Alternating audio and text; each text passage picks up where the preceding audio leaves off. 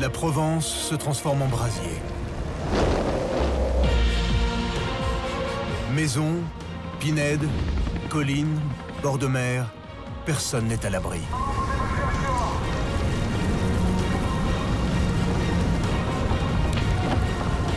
Ça fait des années que nous n'avons plus connu de grosse saison et que cette année risque de sortir de l'ordinaire.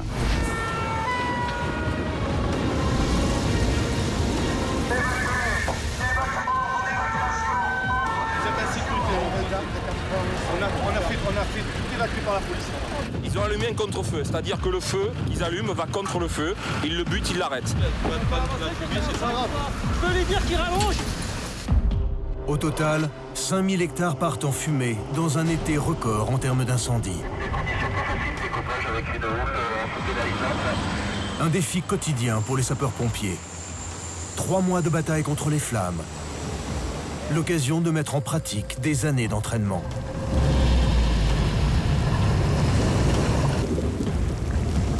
Ils savent qu'il peut y avoir des blessés dans leur rang. J'ai eu peur quand je me suis retrouvée au sol. Avec 6000 hommes et 1500 véhicules, le département des Bouches-du-Rhône est l'un des mieux équipés en France. Je stabilise. Je veux le faire reculer. Je stabilise. Sur terre, dans les airs ou sur l'eau, ils veillent et se tiennent prêts à intervenir.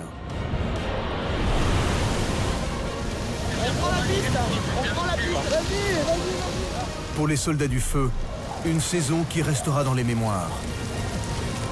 Vous allez vivre leur quotidien 7 jours sur 7, 24 heures sur 24, à l'assaut des flammes. On vient de constater un feu. Du 13, le chien de départ de feu bématif.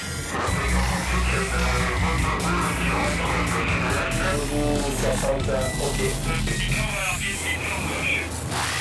Allez, on y va. Traqué en leader, Cody 13.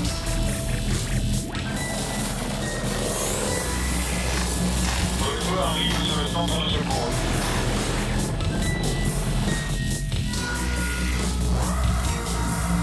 Cody 13 à ce travail de Cossonial. On départ les maisons, les gars.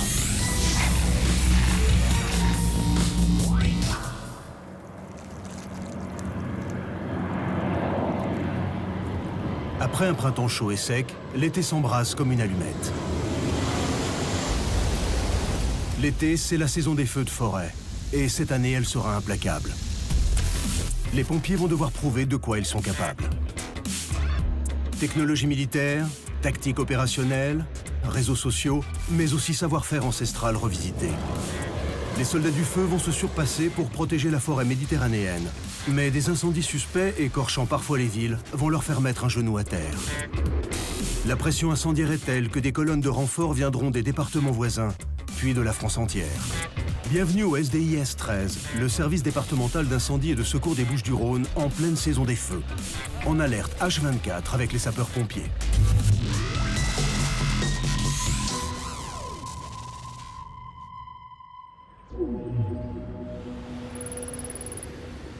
Marseille, Codis 13, le quartier général des sapeurs-pompiers.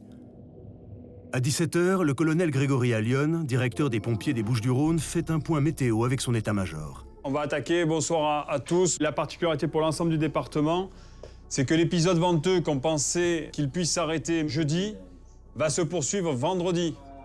Ils analysent les risques d'incendie et mettent en place les unités pour le dispositif de sécurité préventif du lendemain. Et on aura la nuit de jeudi à surveiller, avec le sujet 14 juillet, mais on y reviendra. Je vous remercie en tous les cas pour la mobilisation et puis on se retrouve certainement demain soir à 17 h, dans le meilleur des cas. Bonne soirée à tous, les gars. Mais malheureusement, on n'est pas dans le meilleur des cas. Les prévisions du colonel Grégory Allione vont s'avérer parfaitement fondées et les ennuis vont commencer. Une série d'incendies va bientôt ravager le littoral de la Côte Bleue et mettre les pompiers en difficulté.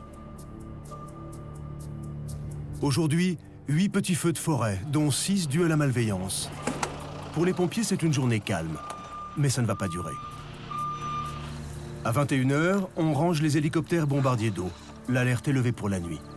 Les pilotes ont organisé un repas dans le hangar. Le colonel Allione est présent et ces bons moments permettent de souder l'équipe avant le choc de l'été. Justement, le choc, c'est maintenant.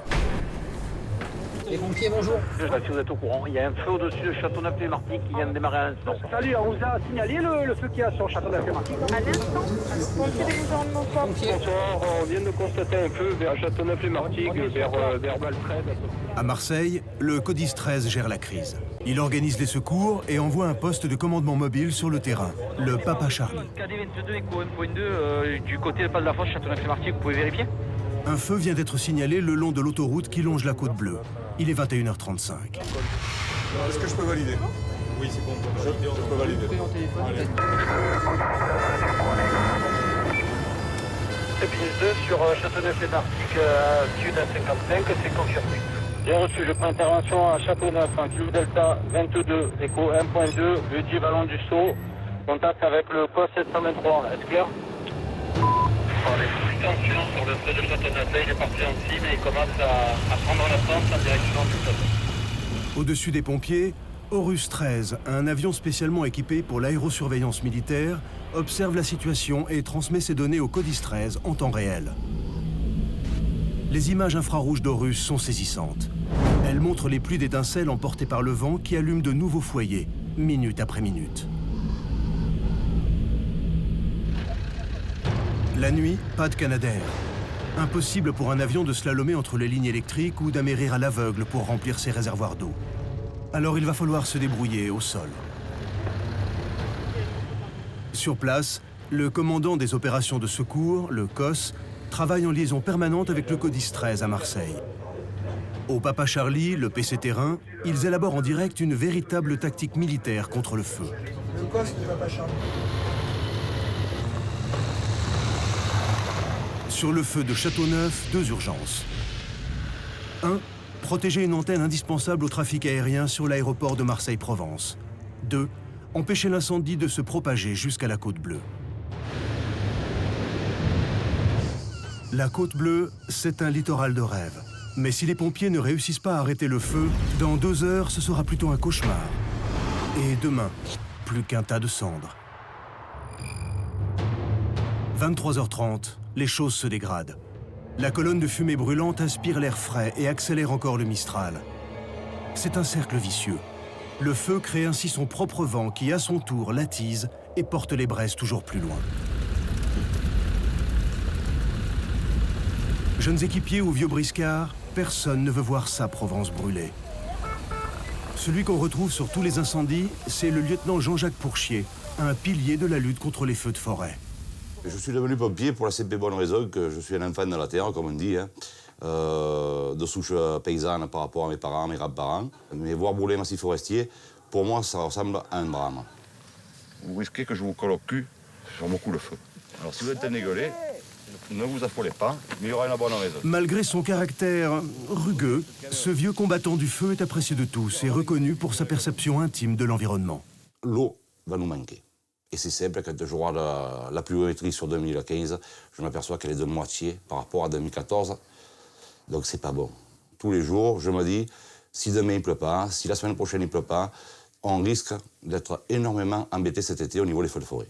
Et donc, il faut que tout le monde soit mobilisé dans son esprit, qu'il puisse se dire, il risque de nous arriver un gros coup aujourd'hui. Jean-Jacques reçoit pour mission de contrôler l'élargissement du flanc droit du brasier, avec une méthode bien particulière.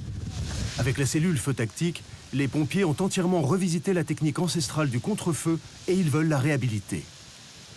Notre mission avec la cellule feu tactique, ça va être d'employer les anciennes méthodes, comme le faisaient les agriculteurs, comme le faisaient les bergers, de remettre en œuvre le feu contre le feu, avec, bien entendu, des méthodes qui ont été aménagées. Un vrai défi pour les pompiers, quand on vous colle aussi facilement une étiquette de pyromane. Inutile de dire que l'échec n'est pas envisageable.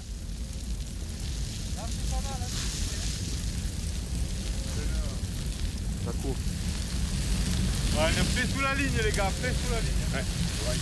Attention quand lui va s'enflammer. Hein. C'est une des premières fois où on pratique cette manipulation sur le département. On est là pour éteindre le feu. On doit convaincre l'état-major de notre façon de travailler, bien entendu avec l'accord du directeur départemental. Alors, viens où le camion? On assiste alors à une scène étrange. Aux portes de l'enfer, la cellule feu tactique fait le tour de l'incendie en arrosant méthodiquement le sol d'essence enflammée. Allez, un calume là. Notre enjeu, c'est quoi? C'est que le feu qui arrive devant nous à 150-200 mètres ne vienne pas sauter cette piste. L'enjeu le plus important est là. Nous n'avons pas assez de camions pour travailler si nous devions lutter avec des moyens hydrauliques. Donc là, nous allons employer le feu contre le feu. Lorsque le feu va arriver à une cinquantaine de mètres de notre fond de feu, les deux feux vont s'attirer un vers l'autre. Et là, comme le foyer principal n'aura plus rien à manger, le feu se stoppera systématiquement. C'est un feu qu'on fait accélérer, qu'on fait ralentir. C'est pas le feu de forêt qui nous arrive dessus et qui, lui, va nous passer dessus comme un bulldozer. Là, c'est nous qui jouons contre le feu de forêt.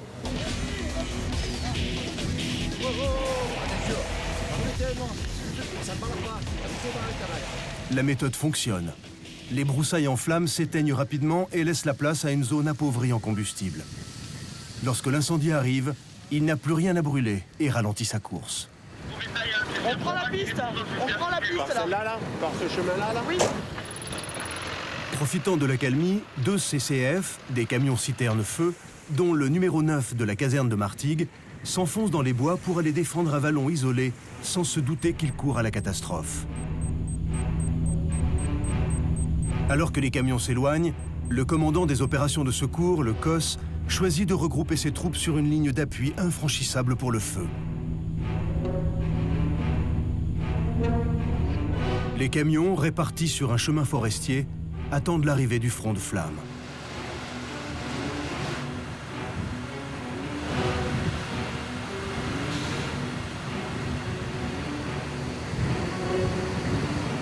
Les équipiers, très nerveux, commencent à tirer avec leurs lances à incendie. Mais le feu est encore hors de portée et les petites lances inefficaces. Les cadres calment leurs équipes, surveillant qu'on ne gaspille pas l'eau. Car ce qui arrive, c'est bel et bien un duel à mort entre les hommes et le feu. Au même moment, à la caserne de Luynes, l'adjudant Jean-Luc Cano et le caporal Sébastien Courquin, qui sont de garde, attendent de savoir s'ils vont être affectés au feu de Châteauneuf. Et Sébastien s'inquiète un peu de ne pas vraiment savoir ce qu'est un gros feu de forêt. Je suis arrivé chez les pompiers après les gros feux de la période 2000 jusqu'à 2010. Mon expérience est relativement limitée. J'ai été formé pour être chef d'agré, donc responsable d'un CCF. J'avoue qu'il y a une certaine appréhension, parce que n'ayant jamais fait de gros feux, devoir diriger une équipe dans un incendie conséquent, je ne sais déjà pas comment moi, seul, je pourrais réagir dans une situation comme ça. Donc avoir en plus à gérer 3 personnes, on va dire en leur insufflant un peu de confiance dans l'équipage, ça va être un défi qui serait intéressant à relever.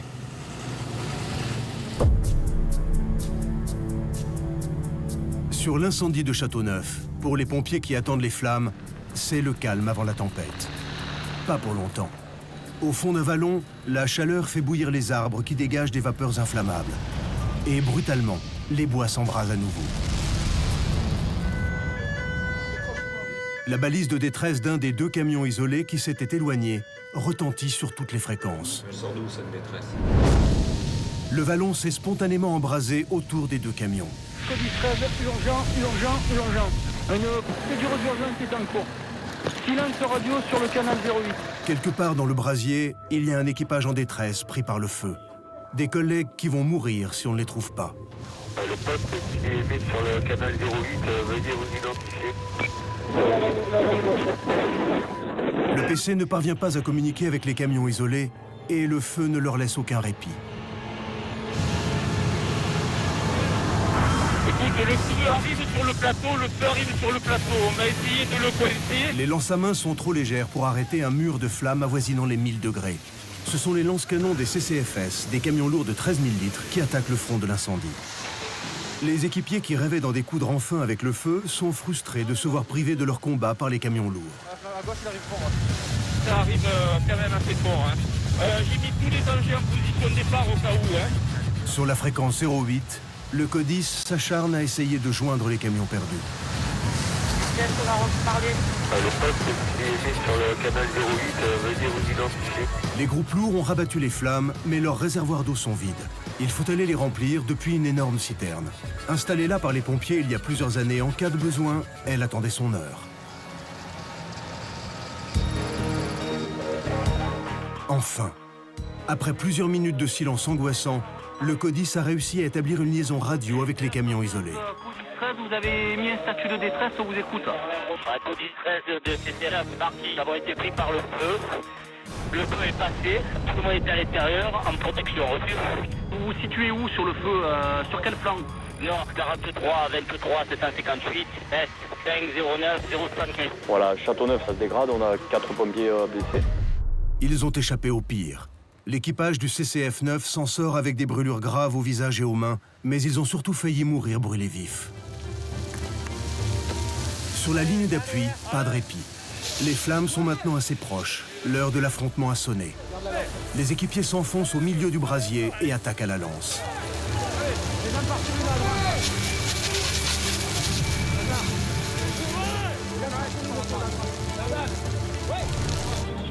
Flanc droit de Papa Charlie. Secteur gauche du poste. Chez les sapeurs-pompiers, le feu est personnifié comme une bête malfaisante. Flanc, cul, tête.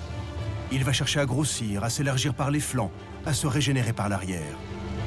La tête, c'est la mort en direct qui progresse en dévorant tout face à elle. Sur le flanc droit, pour le moment, le feu semble fixé. Le monstre est vaincu. Mais sur l'avant, la tête qui avait été décapitée s'est régénérée. L'incendie a brutalement repris et percé la barrière du feu tactique de Jean-Jacques. Il menace à présent l'antenne de radioguidage de Marignane et rien ne semble pouvoir l'arrêter. On a 2 têtes mises à l'attaque de la tête du feu sur le plateau, mais il y a énormément de projections. Je pense qu'on va se faire sauter là. Si l'incendie reprend, il va déferler sur les villes du littoral. C'est simple, il faut qu'on le stoppe avant la piste. Le temps qu'on remobilise nos engins, qu'on les lève de leur position, les faire retourner sur la côte bleue, ben malheureusement, le feu arrivera certainement devant nous. On dirait qu'un camion va vite, on dirait qu'un groupe d'intervention se déplace très vite, mais c'est pas vrai. Il y a le temps de roulage, il y a les kilomètres à parcourir, il y a les kilomètres de piste, et on ne roule pas à 70 km/h sur une piste, donc tout ça prend du temps. Jean-Jacques lance en urgence un deuxième feu tactique juste sous le vent du pylône. Le feu tactique a rempli sa mission. Les braises tombent sur un terrain déjà brûlé et sur le front de l'incendie, le feu s'arrête enfin à son tour.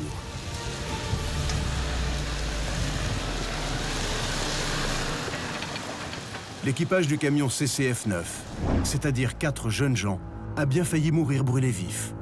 Cette nuit-là, leur chair a connu la morsure du feu. L'air est tellement chaud, irrespirable, que la moindre bouffée, ça nous brûle tout à l'intérieur. Et tout ce qui est corporel, où on a l'impression de prendre feu, mais littéralement prendre feu ou fondre.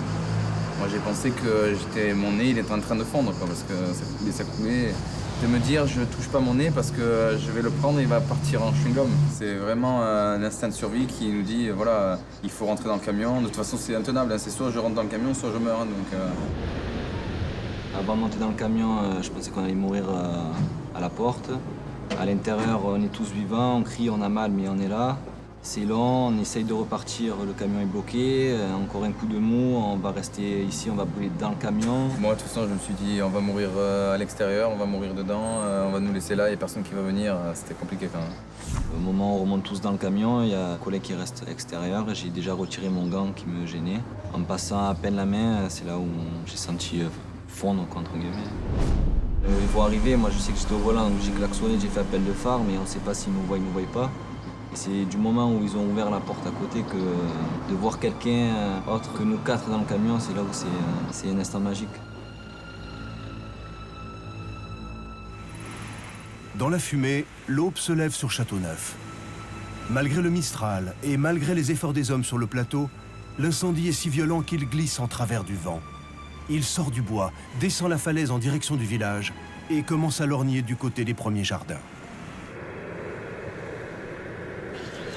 À la base aérienne de la sécurité civile, Pierre Chicha, pilote formateur, et Jean-Marc Mathéo, qui passe sa qualification de chef de bord sur Canadair, attendent l'aube pour décoller. On va aux avions, on appelle, on fait décamper les avions. Et... Allez, parti.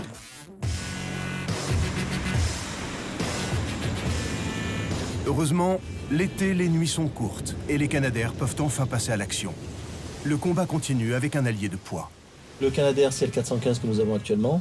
C'est pas un avion qui est fait pour aller très très vite, au contraire c'est un avion qui est fait pour aller assez lentement avec une forte charge d'eau à bord, à peu près 6 tonnes 5 d'eau, de manière à délivrer l'eau de manière très précise et très puissante dans la mesure où l'eau va arriver vraiment groupée. On va jouer sur l'effet de souffle de ces 6 tonnes 5 d'eau. On prend contact avec l'aéro, Ok, bien pris pour info, le Pélican va larguer mi-flanc gauche, je suis en train d'essayer de faire le point pour savoir si on a du personnel. Au sol, les pompiers se mettent à l'abri. Lors du largage, la masse d'eau est capable de briser un arbre ou de tuer un homme.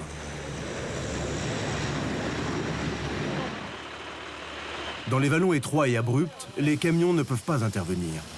Ce sont des détachements d'intervention spécialisés, les DIH, qui se feraient un chemin à la tronçonneuse jusqu'au contact des derniers foyers et les achèvent.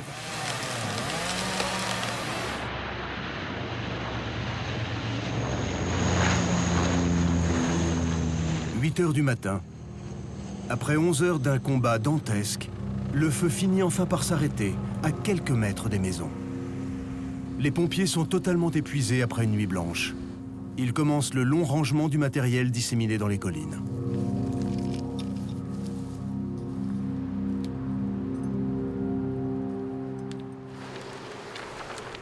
Mais avec le jour, le Mistral remonte très très fort. Et la situation qui semblait sous contrôle dérape encore une fois. On signale une reprise juste sous la ligne à haute tension. Les Canadair ne peuvent pas intervenir. Philippe Delquier, pompier cadre d'hélicoptère bombardier d'eau, n'a que le temps de rejoindre le pilote dans son appareil pour aller faire des largages sur l'incendie avant qu'il ne s'étende.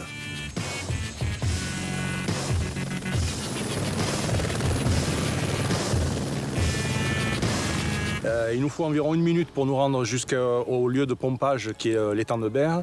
Là, il nous faudra environ 45 secondes pour remplir les 1000 litres qui constituent la réserve d'eau de l'hélicoptère. 30 secondes après, on peut être opérationnel directement sur le feu et pouvoir commencer à travailler.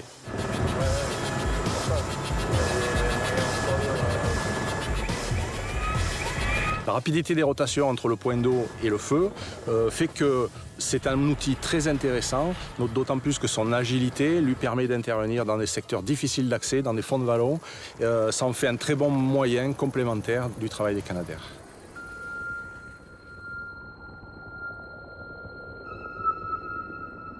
Sous terre, les racines des arbres sont en feu. Alors durant plusieurs jours, les avions, les hélicoptères et les hommes à pied procèdent au noyage des reprises que le Mistral tente d'attiser. Les équipes contrôlent que le feu ne soit pas juste maîtrisé, mais définitivement éteint.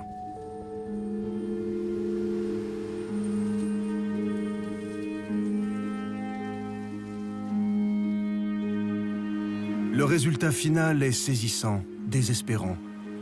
Les arbres supplient ou réclament vengeance pour eux et pour les milliers d'animaux brûlés vifs.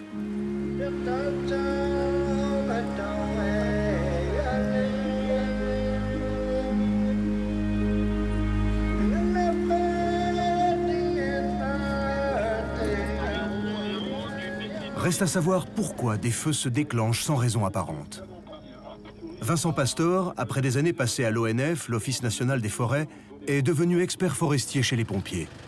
Il vient mener l'enquête sur l'incendie de Châteauneuf. Aujourd'hui, ma mission, c'est d'aller sur le départ de feu de Châteauneuf-les-Martigues, au départ même du feu, pour essayer d'identifier quelle est l'origine de cet incendie.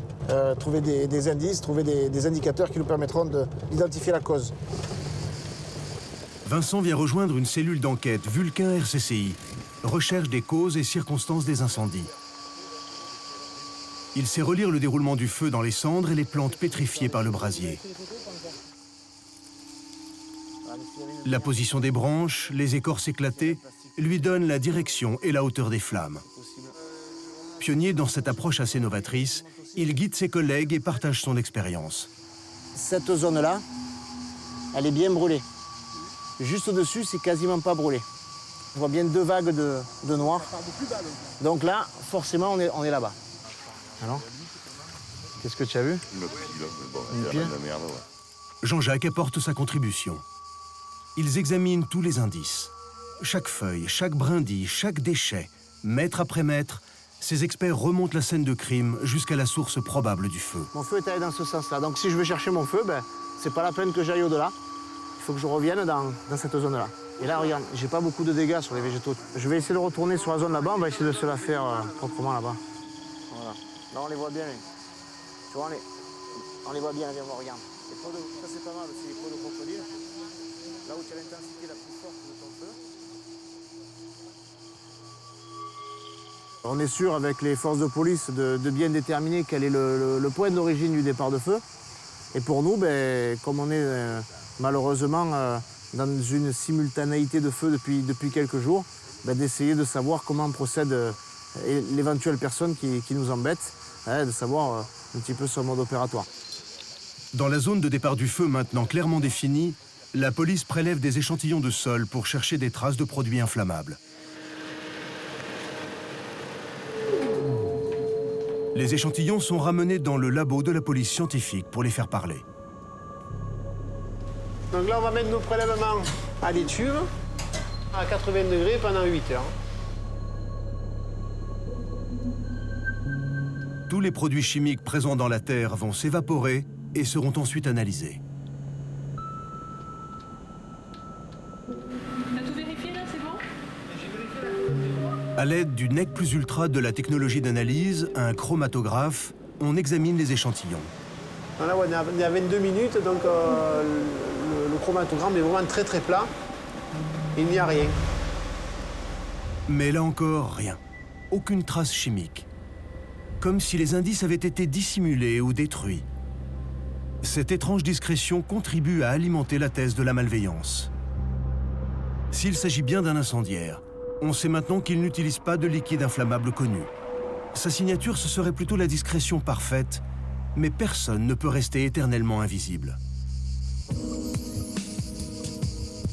Très vite, l'insouciance refait surface.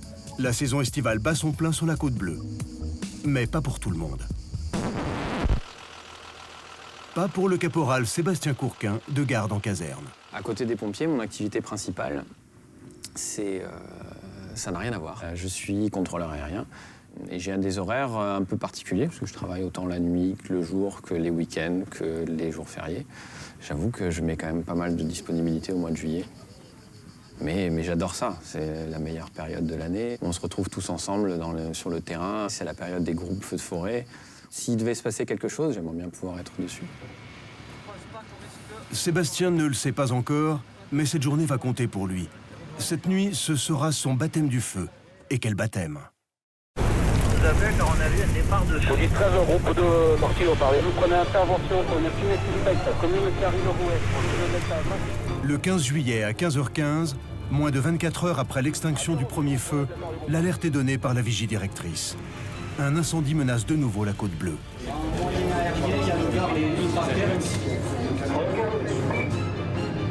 Aussitôt l'alerte confirmée par le Codis 13, Pierre et Jean-Marc décollent.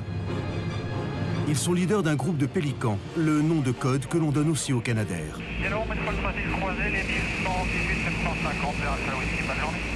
Pendant ce temps, bonjour, Pélican 45 en Delta 9 au départ. Bonjour, Pélican 45 depuis Delta 9, à niveau piste 31 droite. Vous êtes prêts? Affirmatif, mon déplacement. 45 en décolle. Et j'arrive pour buter. Oh, c'est puissance affichée, la puissance est bonne, badin actif 59. Sur la Côte Bleue, le commandant des opérations de secours revient d'une reconnaissance aérienne sur l'incendie à bord de Dragon, l'hélicoptère. Donc là, on est en train de projeter tous les moyens qui arrivent là-bas. Il se pose à la caserne d'Ansuez où le PC sécurité vient d'être installé. L'équipe cartographie travaille déjà à lui fournir des données. D'accord. Et tu m'avais dit qu'il avait sauté la CB111. Le point le plus dur, ça sera sur le flanc droit en bas parce que c'est extrêmement boisé. Il y a plusieurs maisons isolées, absolument pas débroussaillées. Le début d'un incendie est un moment capital où beaucoup de choses se jouent. Il faut attribuer les secteurs, répartir les forces. Une fois tout le monde en mission, il sera difficile de déplacer les équipes. Les 7 pélicans, emmenés par Pierre et Jean-Marc, viennent écoper chacun 6 tonnes d'eau en 12 secondes. La Noria embarque donc toutes les 5 ou 6 minutes 42 tonnes d'eau à chaque passage. 42 tonnes qui vont être déversés sur l'incendie dans Suez.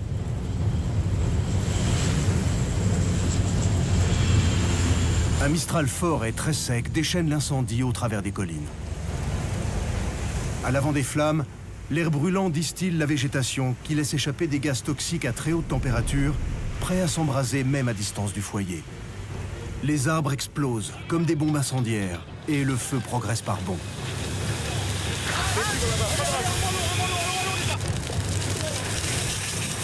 Si les pompiers ne parviennent pas à l'arrêter, dans 2 heures, il va ravager les villages de la côte, car il rouait ou en Suez la redonne.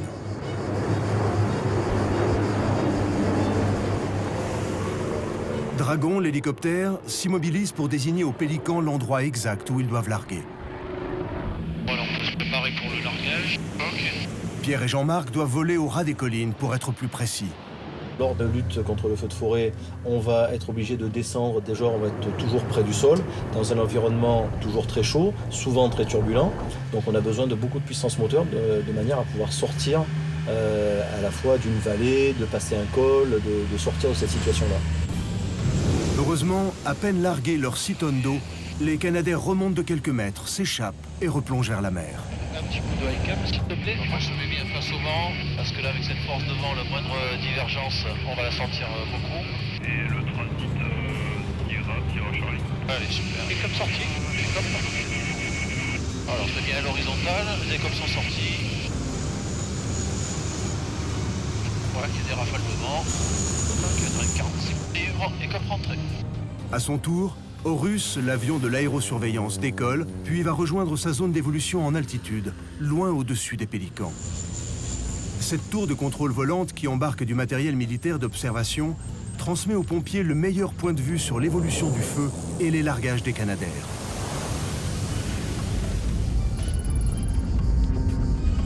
Dans la fumée noire, les norias incessantes des avions annoncent l'éruption du feu. Dans une ambiance de fin du monde, les touristes continuent à se baigner ou à faire des selfies, pendant que l'anxiété monte chez les riverains qui imaginent déjà leur maison détruite par l'incendie.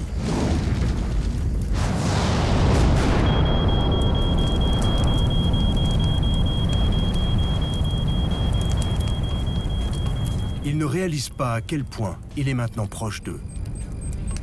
Cette fois, le loup est sorti du bois et il envahit la ville. Les maisons en bord de forêt sont nombreuses et les pompiers ne peuvent pas mettre un camion dans chaque jardin. Pire, ces charmantes demeures sont nichées au fond de chemins étroits envahis par la végétation. Elles sont souvent retranchées derrière des hauts murs ou des portails cadenassés et sont difficilement accessibles. Tu montes au feu là-bas. Tu montes avec lui. Le sprint, il va faire la jonction entre les deux. Tu peux lui dire qu'il rallonge. Est-ce que tu as de la longueur?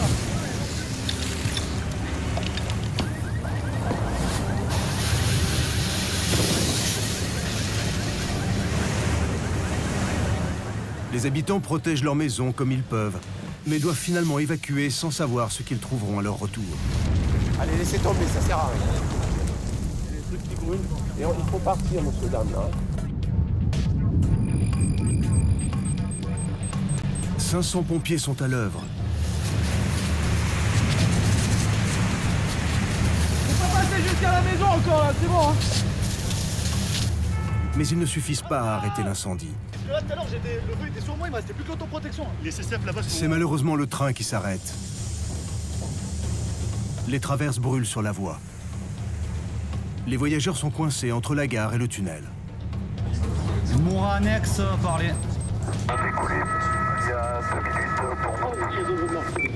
À Carry-le-Rouel, le village voisin, les hélicoptères HBE larguent de l'eau au ras des maisons pour stopper la propagation du feu. L'Intrépide, l'embarcation de secours des pompiers, arrive de Marseille pour embarquer un officier. Les riverains viennent aux nouvelles, mais le commandant est tenu par le devoir de réserve. La situation est tendue. Il ne faut ni déclencher une panique, ni laisser croire que tout va bien. À bord, les pompiers font le compte des bateaux disponibles. En fait, ils envisagent une évacuation par la mer, mais ne le disent pas encore. Deux gros démarrants. Ils sont là ou ils sont à l'extérieur? Ils sont là-bas, ouais, plus loin. On a fait dégager une partie là. La jolie calanque s'asphyxie sous la fumée. C'est devenu une souricière dangereuse qu'il faut évacuer immédiatement. Les habitants sont focalisés sur les flammes, mais l'inhalation de fumée est la première cause de mortalité dans les incendies. Attendez, monsieur, dame. Non, monsieur. 3 mécanismes. Brûlure thermique, agression bronchopulmonaire par le monoxyde de carbone et les gaz toxiques, enfin, détresse respiratoire asphyxique par manque d'oxygène. Il y a encore du monde ou quoi? Il y en a en bas, ils partent en bateau là. En bateau, mais là c'est bon. Ils partent là-bas. En milieu urbain, il faut y ajouter le danger d'explosion dû aux citernes de gaz ou aux voitures. On vient de te chercher.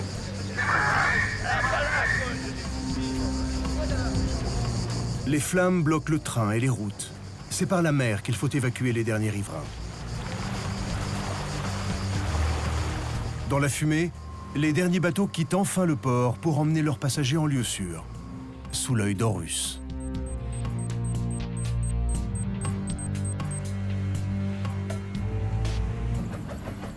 Alors que les pompiers se battent pied à pied pour sauver les villages autour d'Ansuès, la vigie repère un deuxième départ d'incendie. Horus confirme un gros départ à 10 km au sud-ouest de Martigues. 3 Martigues, Colis 13 pour l'intervention commune de Martigues pour un départ de feu en kilo delta 02, Lima 4.1. Et bien reçu pour le 3 Martigues, pour l'information, panache important en visu, de couleur noire. C'est ce que redoutaient les pompiers. Ce nouveau feu risque de fusionner avec celui d'Ansuès.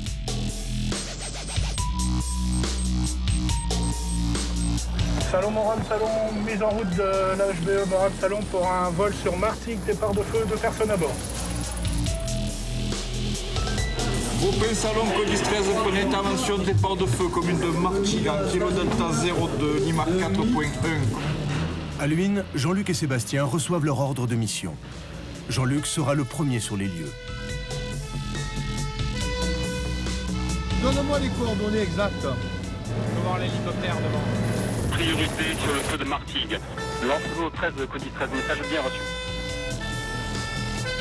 Sébastien devait intervenir à Ansuès, mais il sera dérouté vers Martigues. Les Canadair aussi doivent foncer sur Martigues. Ansuès sera privé d'appui aérien. Coup dur pour les pompiers, dont la plupart n'ont pas eu le temps de récupérer depuis l'incendie de Châteauneuf. Si ce n'est pas de la malveillance, ça y ressemble en tout cas fortement. Et les pompiers ne sont pas naïfs. Les Canadair n'ont plus qu'1 heure et 20 minutes pour éteindre le feu. Dans le noir, ils ne peuvent pas intervenir sur un incendie et devront se poser.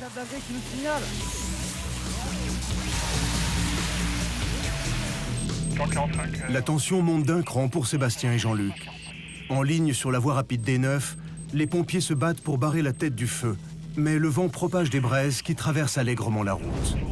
Au-delà, une pinède épaisse s'étend jusqu'au village de la Côte et jusqu'au feu d'Ansuès. Retour sur le terrain, 1500 pieds, 1012. Les Canadair enchaînent les largages pendant les dernières minutes qu'il leur reste et parviennent in extremis à arrêter les sautes de feu avant de rentrer pour la nuit. La plupart des camions ont maintenant été envoyés à Martigues.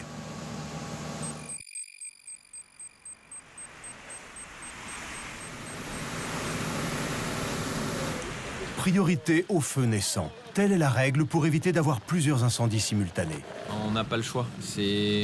On n'a pas de quoi combattre plusieurs gros feux et donc on est obligé d'attaquer les petits foyers avant même d'avoir éteint les gros pour être certain qu'on n'ait pas plusieurs gros incendies en même temps. On n'a pas le choix. Pour créer la chaîne de commandement, et même la quantité de bonhommes nécessaires sur le terrain et on les a pas. Donc 2 gros chantiers, c'est très compliqué. Retour à Ansuès. Les choses se calment, mais l'incendie n'est pas encore complètement bouclé. Alors qu'il patrouille dans un quartier déserté, Jean-Jacques découvre une reprise qui menace l'un des derniers bosquets de pins encore debout. Pas de camion, pas d'eau. Mais ça n'arrête pas un pompier expérimenté. Un brandon est tombé sur des vieilles souches. Ça brûle, il n'y a plus personne. Les 3/4 des AG sont repartis sur le feu de Martigues. On se retrouve avec des kilomètres de lisière avec un manque d'eau. On a essayé sur les habitations à côté sont fermées parce que les gens ont évacué. Personne ne peut nous donner ni de l'eau, aucune visibilité sur les tuyaux d'arrosage, ni quoi que ce soit. Mais on procède aux méthodes anciennes, ça marche très bien. On va ratisser, on va nettoyer tout le tour du feu et on va le laisser se consumer. Mais ce soir, ça sera recouvert avec de la terre. Ça nous permettra de laisser vivoter ce feu pendant peut-être une journée, mais sans qu'il y ait un risque de reprise. Il est minuit. Certains sont de service depuis l'aube, d'autres n'ont pas mangé depuis 12 heures. Les tresses sont épuisées et les visages noircis. Les officiers viennent chercher du ravitaillement pour leurs troupes et repartent avec dans les collines. Au PC, Mathieu Binquet et l'équipe feu tactique de l'Office national des forêts discutent de la situation. Les images d'Horus montrent que l'incendie s'est régénéré sous l'effet du vent. On voit le premier qui est refroidi un peu et... Ah mais il a ressauté. Là, il a refait contact avec la D9. Le colonel Grégory Allion vient faire un point au PC avec le COS. Le feu tactique ayant fait ses preuves à Châteauneuf, il décide de rejouer cette carte sur Martigues. Par contre, je voudrais la cellule feu tactique. Je veux une partie de la cellule feu tactique. Jean-Jacques se joint à Mathieu pour repartir à l'assaut. C'est un couche-tôt. Dans l'urgence, ils essaient de monter le groupe feu tactique demandé par le colonel. Ouais, Vincent. Alors bon, sur en Suez, c'est à peu près réglé. Et je viens de faire le point avec le colonel à Lyon. Il me dit, mets-moi tout le monde à Martigues. Donc tout le monde, ça veut dire nous, l'équipe de forestiers, et ça veut dire aussi la cellule feu tactique. Là, je suis avec Jean-Jacques et Christophe. Il me demande de voir avec toi si tu penses pouvoir récupérer des personnes un peu en forme et fraîches pour venir faire une, voire deux équipes de feu tactique sur Martigues. Si tu arrives à trouver du monde, parce que là, ils ont déjà quand même bien taffé, ils sont tous bien noircis. Si tu as des gars qui sont un peu plus frais, voilà, ce sera bien. Après, si t'en as pas, eh ben, on bossera quand même. Hein. Johan. Pendant ce temps-là, à la base aérienne des Canadair, les équipes techniques vont attaquer la maintenance nocturne des avions qui doivent repartir dès l'aube sur le feu de Martigues. Il faut en particulier rincer l'eau de mer dans les moteurs si l'on ne veut pas voir les turbines se transformer en blocs de rouille. Tous les jours, à chaque fois que l'avion est passé en air salin ou écopé en eau de mer, on est obligé de rincer l'avion intégralement pour éviter justement le phénomène de corrosion qui est amplifié avec le sel. Pour le rinçage, on utilise entre 70 et 80 litres d'eau déminéralisée. C'est important qu'elle soit déminéralisée parce que ça évite tout dépôt de calcaire et de minéraux à l'intérieur du moteur. Test alarme incendie. OK, top pétrole. Durant la saison du feu, les avions volent toute la journée. Alors il ne reste plus que la nuit pour faire l'entretien. OK. On va faire un essai de largage. Demain, dès l'aube, ils repartiront sur le feu de Martigues. Mais pour l'instant, à Martigues, le feu cherche à s'élargir par la gauche pour reprendre de l'ampleur.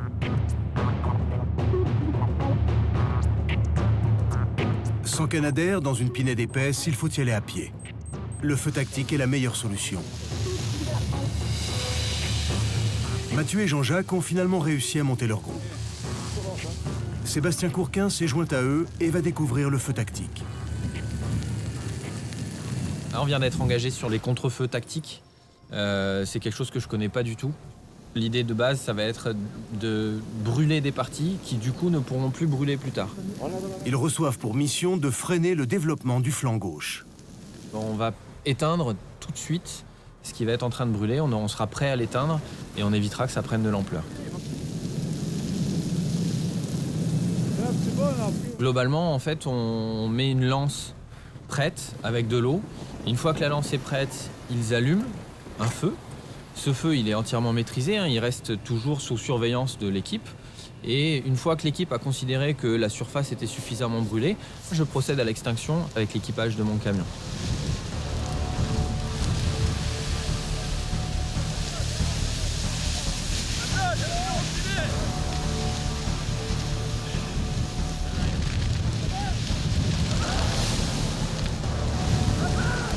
Une fois que cette extinction est effectuée, forcément il faut continuer.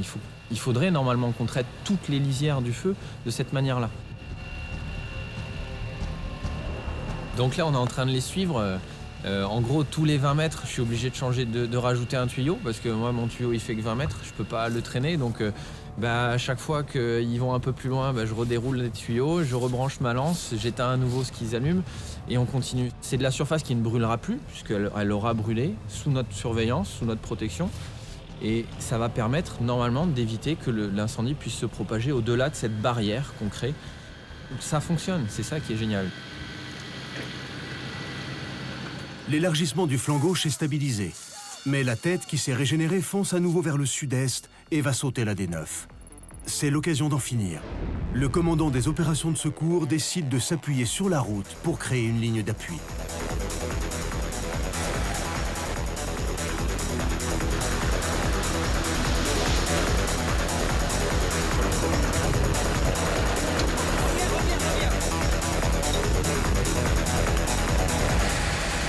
Et puis le mur de flammes arrive, décidé à cogner dur.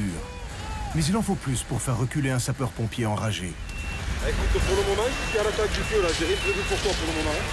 Écoute, essaye de voir de faire le complément avec une 13 000 et dans le coin. Allez les gars.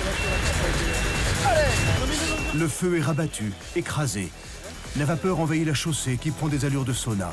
À ce moment-là, on avait réussi à rabattre les flammes, on était vraiment contents. Malheureusement, on s'est retourné.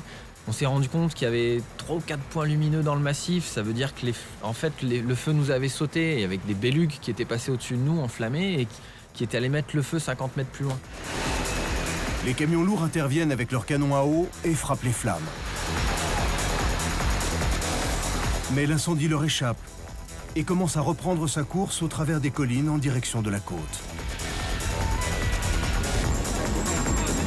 Les pompiers n'ont que quelques secondes pour dérouler les tuyaux et lui courir après. Il a fallu qu'on se dépêche, qu'on traverse la route rapidement, qu'on redéroule tout pour aller les chercher et éteindre ces nouveaux foyers qui s'étaient allumés dans le massif. C'est leur dernière chance.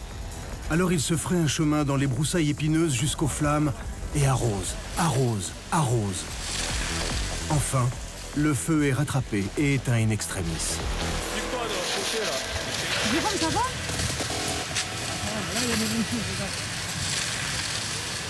Et on a couru après, on les a eus.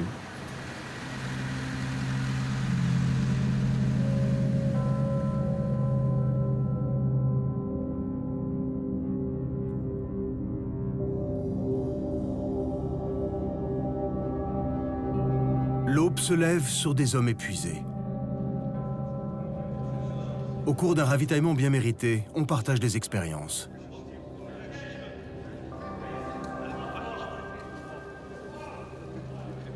Sébastien raconte à Jean-Luc comment il a vécu son premier grand feu.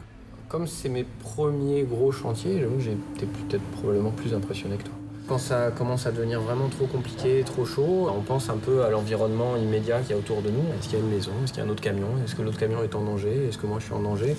Et on va perdre peut-être l'aspect plus global de l'attaque de ce feu en particulier pour juste assurer la sécurité de tous les gens qui sont dans l'environnement direct du camion et que le camion peut aider, quoi. Le feu est fixé, mais il faut encore l'achever avant que le Mistral et la chaleur ne le relancent. Le capitaine Bargès et le lieutenant Mugeli, appartenant au détachement d'intervention héliportée d'école du PC. Ils font un vol de reconnaissance avec le colonel Skilari qui va prendre le commandement des opérations de secours. Au milieu d'un bois miraculeusement préservé, ils remarquent un gros foyer qui couve sur le flanc d'un ravin, inaccessible aux camions. Cette grosse fumée, elle est dans le feu, mais elle est au milieu d'un îlot de 3 hectares et c'est là que je voudrais mettre le DIH là-bas dessus. Ça brûle un peu au fond. Le DIH, le détachement d'intervention héliportée, est une équipe spécialisée dans les interventions sur des terrains difficiles d'accès. Et après, il faudra traverser 200 mètres à pied pour aller attaquer la zone d'attaque. Les gars du DIH, on s'en bat. Robert, oui, Robert. C'est donc Robert Mugeli, un pilier du DIH, qui est missionné pour préparer l'opération. Hein? Ta zone d'attaque, elle est là. Là, ils sont en train de s'installer et c'est là-bas derrière que vous allez trouver. Attendez, il y a 2 Canadiens qui sont là. Ouais, je les vois à gauche, je sais pas si c'est L'espace aérien est très occupé par les pélicans et les traquers qui arrosent généreusement depuis le lever du soleil. On se pose. Ouais, on va faire un demi-tour. L'hélicoptère se faufile jusqu'au terrain et Robert prépare l'intervention des hommes à pied.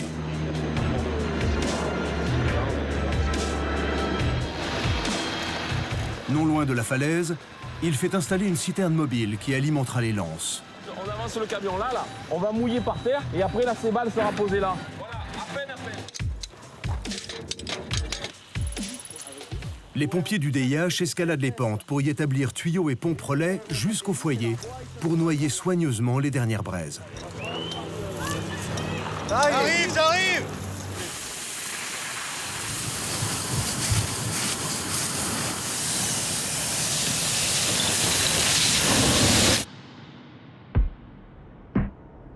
Cette fois-ci, le feu a réussi à pénétrer sur le territoire des hommes. Il a détruit des bâtiments, ruiné des familles.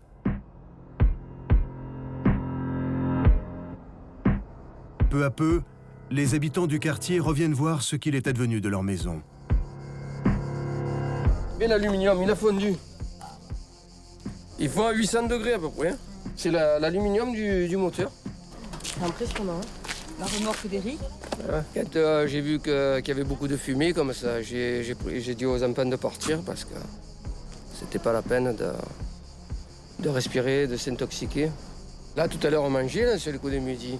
Il y a le feu qui est reparti. Il y a l'hélicoptère qui tourne avec le ballon. Il a fait 2 lâchers sur quelques arbres parce qu'il reprenait feu. Bon, l'essentiel, c'est de préserver les personnes et après, on est bien. Ouais.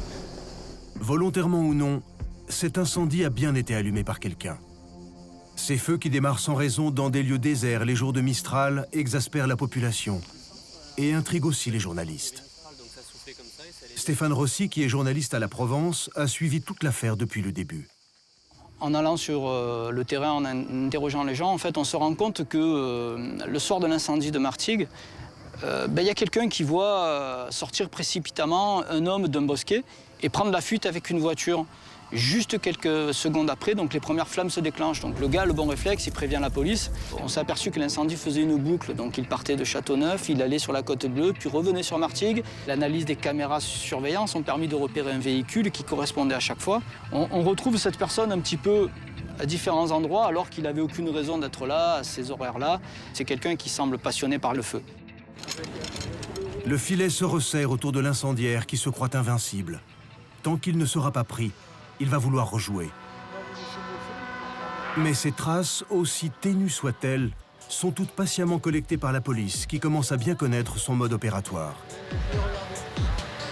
Il va prendre de plus en plus de risques, et il finira bien par commettre une erreur qui permettra de l'interpeller.